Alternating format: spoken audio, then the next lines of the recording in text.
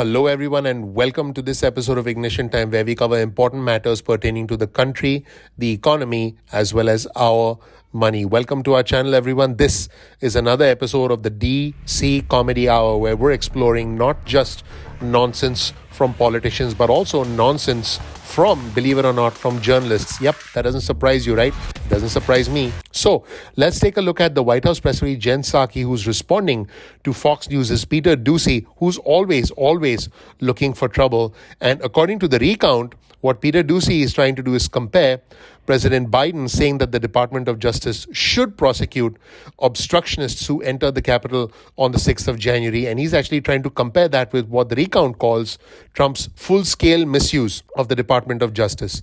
And what the White House press secretary Jen Psaki said is this: former President Trump used his office to incite an insurrection. I think there's hardly a comparison here. Let's roll the tape and look at what Jen Psaki said to Fox News' Peter Doocy. Let's watch. So then what's changed since last year when he said, I will not do what this former President Trump does and use the Justice Department as my vehicle to insist that something happened?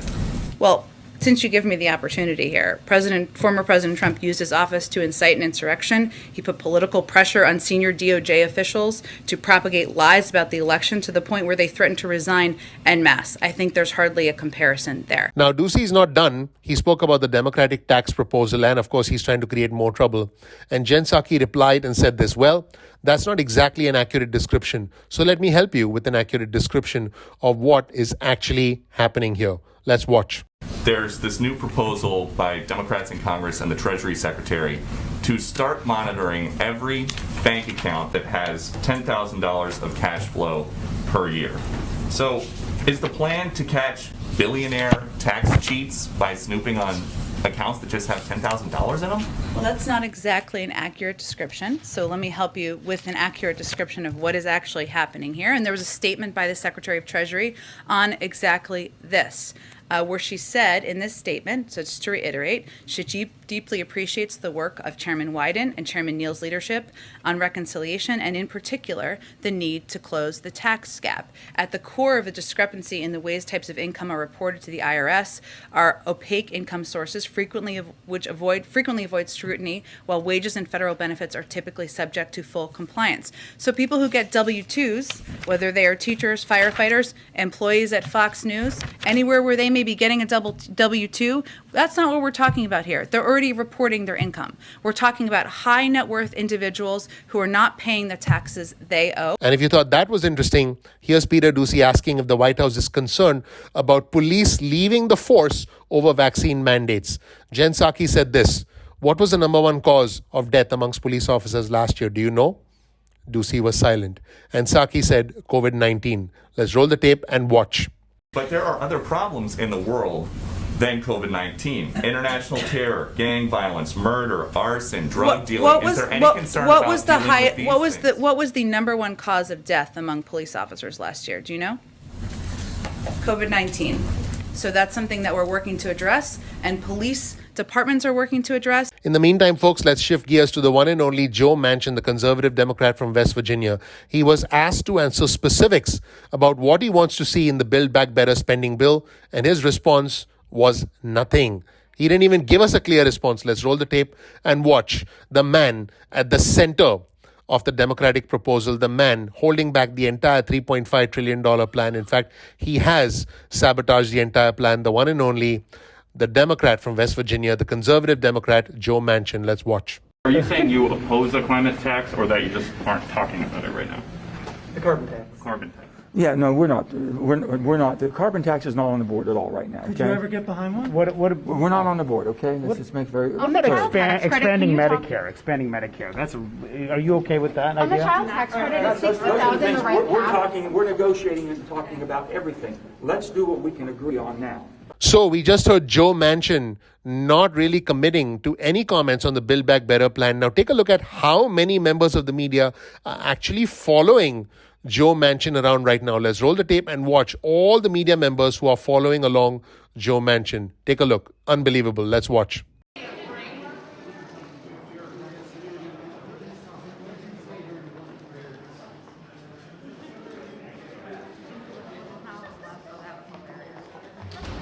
Now let's shift gears to President Biden. President Biden is actually joking that he realized the importance of teachers when kids recognized his wife, the teacher, Dr. Jill Biden, instead of him at the mall when he was a senator. Let's roll the tape and watch. Jill and I would walk through the malls on Christmas time when I was a senator, and kids would go, hey, hey, hey, hey, and I'd wave. And I'd say, no, no, no, no, Dr. Biden.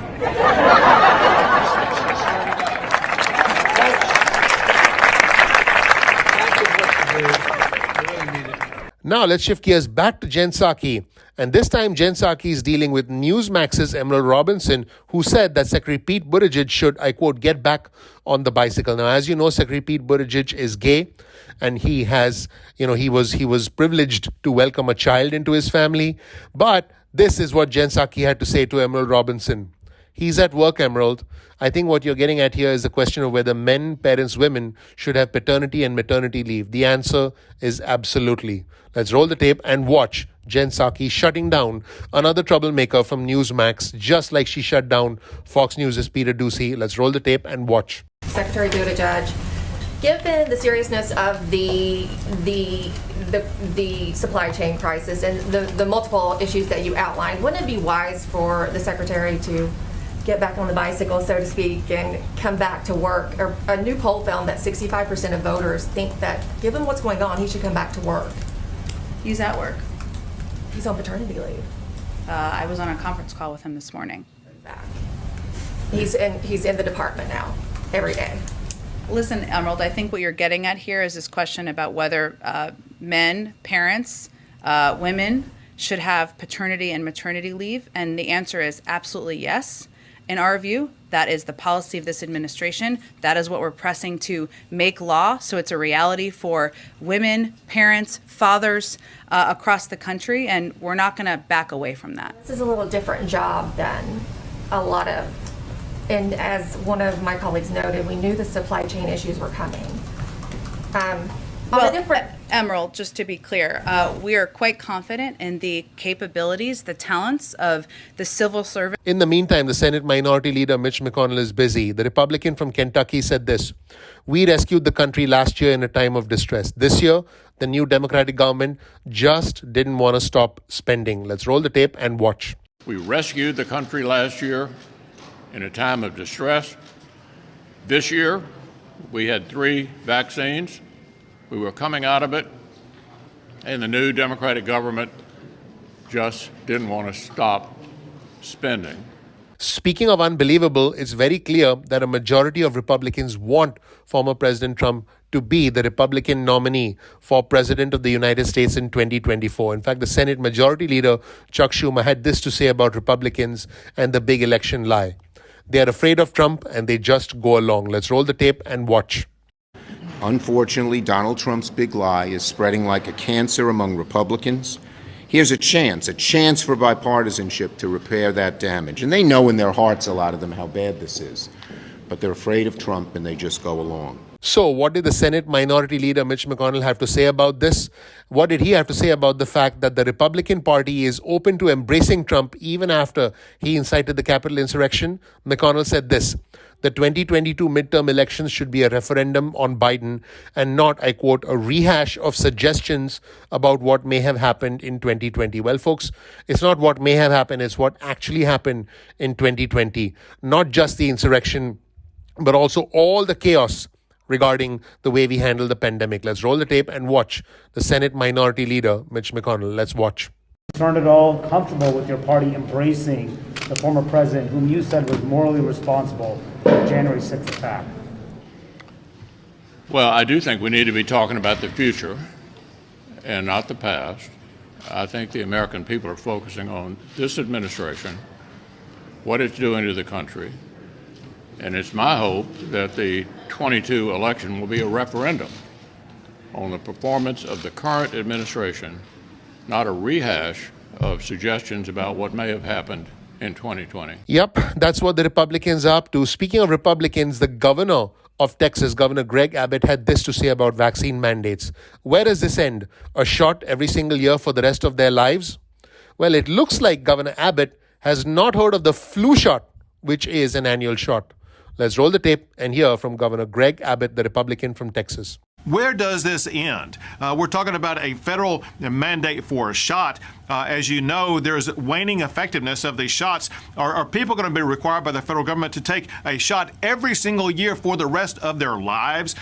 Americans need to come to grips with the unconstitutional overreach by the Biden administration. And finally, speaking of Republicans, the one and only Senator Ted Cruz, a Republican from Texas, now has a new border stunt. He actually introduced a bill to bring processing centers for new migrants to Democratic hotspots like Palo Alto, Nantucket, and Martha's Vineyard. And we hear some impressive voiceover work. I'm being sarcastic. We hear some ridiculous voiceover work at the end. This, folks, is what our tax dollars give us. This is a 6-figure earning United States senator having premium insurance paid for by the people of the United States of America, acting like a clown on national TV, proposing a bill that's not going to go anywhere. This is just another political stunt. Let's roll the tape and watch. Well, what my bill does is it designates new ports of entry, like Palo Alto, California, like St. Helena, California, like Yountsville, California, like Greenwich, Connecticut, like Rehoboth Beach, Delaware, like Cambridge, Massachusetts, Martha's Vineyard, Block Island, Rhode Island, Governor's Island, Scarsdale, New York, North Hero, Vermont, and Nantucket. So rich Democrats can be sitting there and suddenly see 10, 20, 30, 50,000 illegal immigrants like we're seeing in Texas on a daily basis. And I can just envision them in Nantucket sipping a martini going, oh, goodness, they want to come to our clubs. They would be horrified. And folks, finally, speaking of political stunts, let's take a look at Senator Rick Scott, the Republican from Texas. He said this: with his recently announced unconstitutional mandate for private businesses, King Biden is saying government knows best, is taking choice away from families in Florida and across the country. Well, folks, the death toll in Florida has been significant as a result of COVID. But of course, Rick Scott wants to make this more political than it is. It is about the cost of human life, saving human lives. Let's roll the tape and check out Senator Rick Scott, the Republican from Florida. I had COVID, and I'm grateful that I was able to get vaccinated. I hope that all Americans talk with their doctors and consider making the same decision. It's a personal decision every individual gets to make. That's not how President Biden sees it.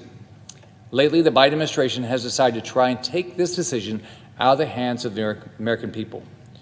With his recently announced unconstitutional vaccine mandate for private businesses, King Biden is saying government knows best, is taking choice away from families in Florida and across the country.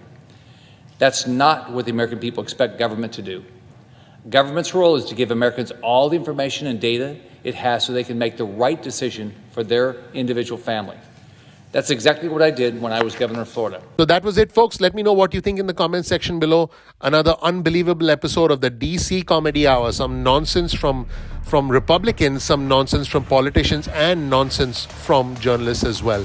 Please click the like button. Please click subscribe. Please enable notifications.